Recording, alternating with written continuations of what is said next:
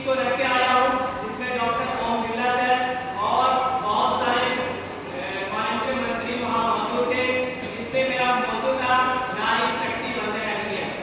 अब आप लोगों को मैं बता रहा हूँ कि ये सब वाक्य मैंने सुनाया, तो आप लोग सोचते होंगे कि इनको इतनी मोटिवेशन, इतनी अच्छी तकरीर, ये इतना अच्छा नुमाइंदगी करने कैसे आया। तो जब मैं तालिबे इल्म में था, विज्ञान का तालिबे इल्म में था, तो हर जुमला में अंजुमन हुआ करता था। तो मैं सोचता था, अरे मुझे आगे पढ़ना है या नहीं पढ़ना है, आगे बढ़ना है या नहीं, क्यों अंजुमन में हो। तो मैं अंजुमन में अपसेट कर दिया करता था।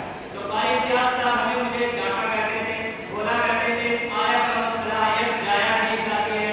और एक शेर मुझे किसी ने कहा कि हैरत है तालीमो तरक्की में है पीछे, हैरत है तालीमो तरक्की में है पीछे, इस कौम के आगाज बिगड़ा से हुई। तो उसके बाद मैंने सोचा कि नहीं अंजुमन में आया है और हर जुमलात में अंजुमन में आया करता था। और जब मैं अंजुमन में आता था तो हल्की फुल्की छोटी तकरीर किया करता था। तो मुझे लगता था क्या काम में आने वाला है ये तकरीर, फालतू अपने मेहनत को कर रहा हूँ। क्योंकि उस वक्त तालिबे इल्म का दौर था, आप लोग भी समझ सकते हैं कि जब तालिबे इल्म में रहते हैं तो किस तरह सोचते हैं कि क्या करना है उम्र में आगे, क्या सोचना, क्या बोलना।